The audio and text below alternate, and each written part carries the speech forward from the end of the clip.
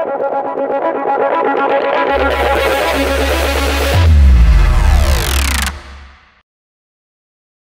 there folks, it's Matthew Seville here with SLLounge.com, and I am in Death Valley in the middle of nowhere, and I'm reviewing a new fisheye lens, the Rokinon 12mm f2.8, and I'm comparing it against, I've got the Nikon 16mm f2.8 fisheye here, and I've also got the Rokinon 14mm non-fisheye ultra-wide lens, although it's got such wobbly lines that it might as well be a fisheye.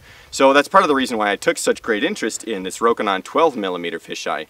It's a lot larger, as you can see, and a little bit heavier than the Nikon 16 2.8, and the Nikon has autofocus, and it's only $200 more expensive. So I was kind of skeptical at first because this lens is really, really cute and small and compact, and fisheye shots are usually not that common, so you just take a tiny little lens like this and toss it in your bag. But this thing, I have to say, is awesome. We've done a lot of testing so far, and I really like the fact that it's 12mm instead of 16mm. So even though it's still 180-degree diagonal, I think, it gives you a wider angle of view somehow, and it's less distorty around the edges. That's a new word I just made up, distorty. Anyways, I'll show you some samples and you'll see it's pretty awesome. Overall, I'm very impressed. It is extremely sharp, both wide open and stopped down, and it blows away all the other fisheyes that I've ever tested. So I'm definitely going to be buying this. So let's check out some footage and some 100% crop, zoom, sharpness, and all that good stuff. Thanks for checking in.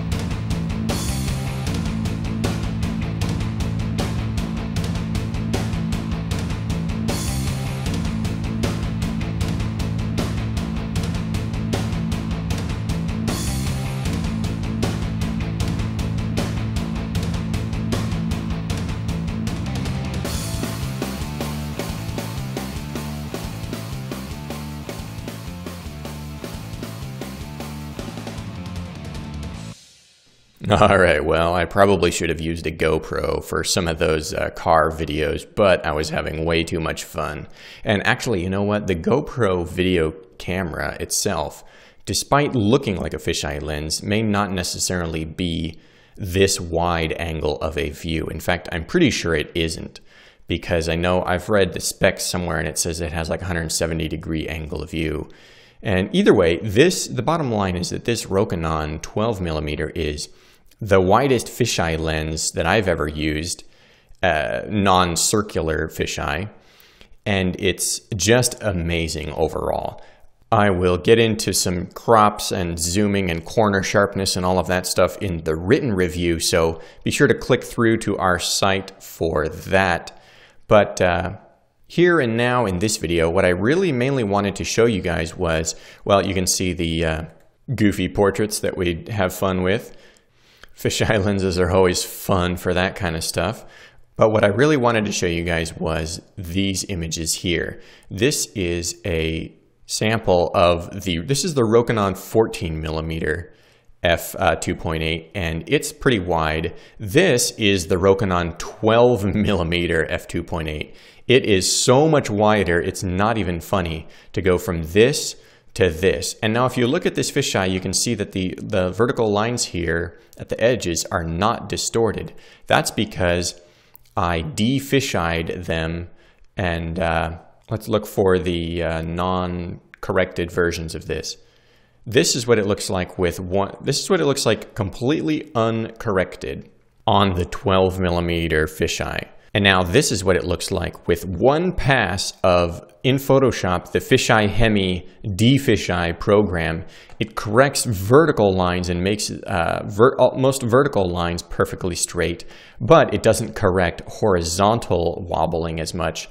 So I gave it one more pass to make it almost a perfectly straight line ultra wide lens. And what you want to notice here is that at the very edges, at the central edge here and at the central edge here and here, you're not losing any angle of view. All you're doing is de-fisheyeing the very, very corners, which you do lose quite a bit from there to there. But in the single pass, you actually don't lose much fisheye at all. So I just wanted to mention that, a little plug for the Fisheye Hemi application, which I really like. The bottom line is that compared to the 14mm, which is a very, very, very wide angle lens, this fisheye lens it's just so much wider. Let's find where's the 16mm fisheye lens? Here's the Nikon fisheye, and this is with it de-fisheye'd. So you can see this is the 14mm, this is the 16mm de-fisheye'd, and this is the 12mm de-fisheye'd. That is wide. That is so wide. It's just crazy. Here's another version. This is 12mm, and this is with it de-fisheye'd. You can see if you're doing an interior, you barely have to stand into the corner. You know how in some lenses you have to cram yourself way into the corner just to barely get an angle of view, better than 90 degrees so you can see edge to edge. With this lens, you barely have to stand, pretty easily, comfortably in the corner of a room, and you can see very, very easily just how much angle you've got here. Let's find the 16mm shot.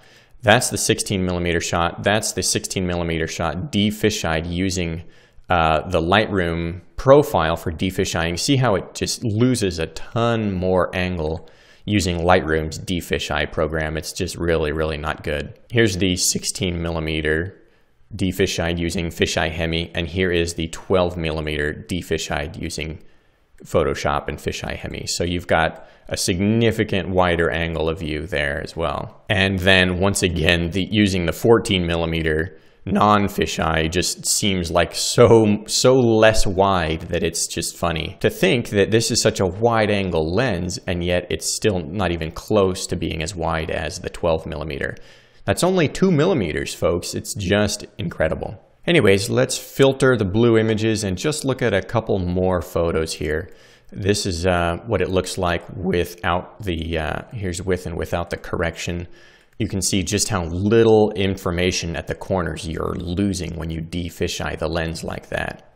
And let's scroll down here. Here's some more ultra wide angle shots of our adventures through the desert. We went and explored an open mine shaft. Do not try this at home, folks. It is highly unrecommended, not recommended. I think rumor was that this used to be a dynamite box, but there was nothing in it when we looked. So yeah, one of the most awesome things about fisheye, one of the most useful things for a fisheye is in enclosed tight quarters, and there's nothing more like that than a mine shaft, let me tell you. If you like to do urbex photography, urban exploration photography, or spelunking or anything like that, where you're in confined quarters, you're underground or whatever, a fisheye lens is a must-have, and this lens really, really does an amazing job at delivering just the widest possible view. Oh, speaking of urbex photography, here's an abandoned pool with some ice at the very bottom of it. This is the Warm Springs area of Death Valley. And last but not least, one more thing that fisheye lenses are really good at is just perspective exaggeration. You know, I could have taken this photo with my 24 to whatever zoom, walk around zoom lens if I wanted to, just by backing up a little bit, but I wouldn't get that incredible bulbous distortion with the sun in the corner here. It's just perspective exaggeration is really, really fun with a fisheye lens, especially if you're out in the mountains and you don't have a perfectly straight horizon to worry about and, the curvature looks awesome. You can find a lot of practical uses for a fisheye lens. One of which is the close macro photography, and I have a bad pun that I thought of for you guys. The 12mm Rokinon is very, very sharp, even at point blank range. Haha.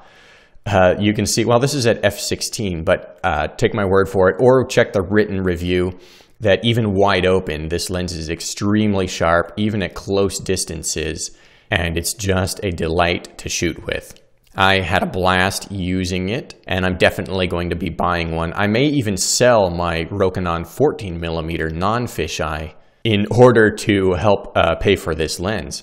All right, folks, thank you so much for tuning in, and be sure to check out the written review for a lot more sample images. And we'll see you in our next video. Take care.